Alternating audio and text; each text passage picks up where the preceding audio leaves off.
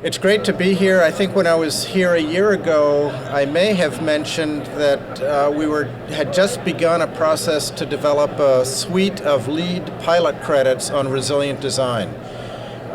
Resilience, next slide, is the idea of creating buildings and communities that can bounce back from disturbances and that can be better prepared for changes that will be coming with climate change.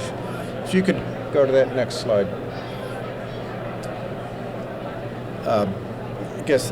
Anyway, so the pilot credits, there are 3 credits that we've developed, and I'll go through those in turn, but basically the numbering system, a little bit confusing here. They're in the integrative process category of the LEED rating system, thus the IP. And then PC just designates that there are pilot credits, and then the numbering 98, 99, 100 is in the LEED credit library, so the way they handle that numbering. So next slide. So the first credit is about assessing vulnerabilities and risks. And there's a prerequisite here. You have to go through an assessment process for the particular site where a building is to be constructed. So this would be looking at flooding risk, looking at high wind risk, tornado risk, hurricanes, earthquake risk, seismic concerns. You know, the whole panoply of different vulnerabilities that we face in our building stock. Then, in addition to the requirements for that first credit, there's an option of either A or B, A being developing the in-depth climate assessment, looking at climate-related, climate-specific vulnerabilities. What's going to be coming down the road as climate change advances. So there are different strategies for doing that, different resources using government-funded research, primarily NOAA and U.S. Geological Survey. And then the other option for satisfying this credit is to carry out a comprehensive emergency preparedness plan for the building. And for example, using the American Red Cross system that is very comprehensive, provides a template for assessing how to carry out that emergency preparedness. Next slide.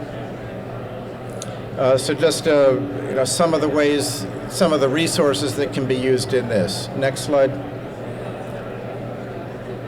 The second credit, number 99, is to basically design the building to mitigate the risks or hazards that were identified in the first credit. So in an area that has flooding vulnerability like the Northeast or coastal areas, flooding would be one of those vulnerabilities that needs to be mitigated. In the mountain states, wildfire might be a threat. In California and Oregon and Washington, earthquake vulnerability needs to be mitigated for. So in this credit, you need to pick the top 3 risks and provide a plan for mitigating those using existing standards, relying on standards that exist. The Fortified Home Standard, for example, developed by the IBHS Institute for Business and Home Safety, an arm of the insurance industry. But they're off-the-shelf standards that can be relied on. One of those is the READY rating system, earthquake standards that were developed by Arup in their San Francisco office. Next slide. Just an example of one of the strategies that could be used for flooding concern. Next slide. And with some of the hazards in the tornado belt, for example, we're not looking at calling for homes and commercial buildings that can survive a tornado. That's excessive, but and unrealistic with 300-mile-an-hour winds potentially. but creating sheltered spaces within a building to protect the people living there. Next slide. And then the third credit, the third and final credit, is the most complicated and the most innovative. This is focused on passive survivability, the idea of maintaining habitable conditions in a building that loses power or loses access to heating fuel. There are 3 different options for this. To earn the credit, you have to satisfy 2 of the 3. The first one has to do with building design and the building envelope, essentially creating a really well-insulated, climatically designed building that will maintain habitable conditions. With high enough insulation levels, the building will keep occupants safe. The so-called drift temperature will be limited. The building will maintain those livable conditions, and we require that for 7 days in residential buildings, for 3 days in non-residential buildings.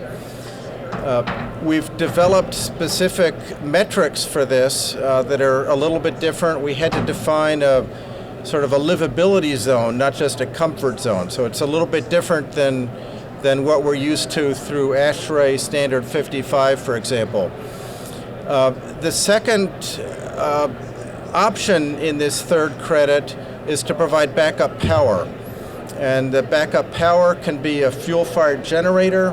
It can be a renewable generator, solar powered with battery backup, in which case we have a somewhat lower bar to incentivize renewable energy systems. Or it can be a building that's part of a microgrid, a larger resilient power system that can be isolated from the larger grid. Then the third option in this Credit 100 is to provide access to potable water in the event of a power outage. And in some cases, this isn't going to be an issue. It's going to be an easy earn for the pilot credit. But in a taller building that relies on a pump within that building to bring the municipal water pressure up to higher floors, you will need either the backup power with that pump system on critical load circuits, or you can provide access to potable water on a lower floor that is served by the municipal water pressure. In New York City, for example, gravity flow water brings water to about the 5th or 6th, maybe 7th floor, depending on where in the city you are. So there are new city requirements in New York requiring that in new buildings, faucets be installed on lower floor, not so low that it's going to be vulnerable to flooding, but on a lower floor accessible to all the residents in a multifamily building. In a location where you're not on municipal water, in a rural area, for example, we rely on deep well pumps that are electrically powered. So the resilient option for that would be either generator backup that can supply that submersible pump, or a hand pump on top of the well casing. And the hand pumps have made huge leaps and bounds in their sophistication and performance in the last decade or so.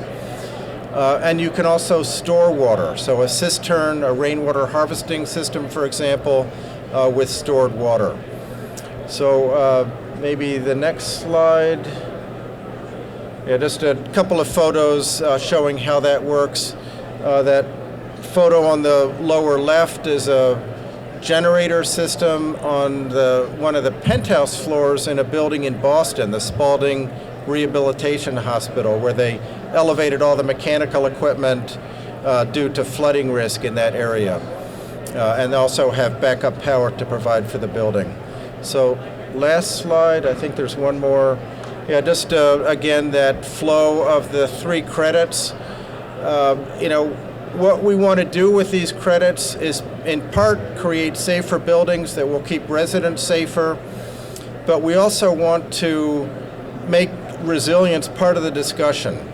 So design teams going through LEED certification, they now have a way to evaluate resilience opportunities, and it becomes part of the discussion. So we're optimistic that we will see more and more buildings that maintain safe conditions in the event of some sort of disaster, which could be a natural disaster, it could be a man-made disaster. But it's part of sustainability and an important contribution to the LEED rating system. So in closing, just a big thank you to GAF, which was the first corporate sponsor of the Resilient Design Institute, the nonprofit organization that has led the creation of these pilot credits. That's greatly appreciated, and it's really fitting that a company that's focused on keeping water out of buildings through good, top quality roofing is all about the resilience movement. So thank you very much. Thank you. Do we have any questions for Alex? Can I ask one question? Please. So could a project pursue all 3 credits, the 98, 99, 100? Absolutely. The question was, can a project pursue all 3 of the LEED pilot credits? Yeah, the way the pilot credits work in the LEED rating system is that there's a library of pilot credits, and there are 5 slots in the LEED rating system for either innovation points or pilot credit points. So 3 of those 5 slots could be filled with these 3 resilience pilot credits, or just 1 or 2. You can't earn credit 2 if you haven't earned credit 1. That's a prerequisite, but yeah, great question. Thank you. Thank you.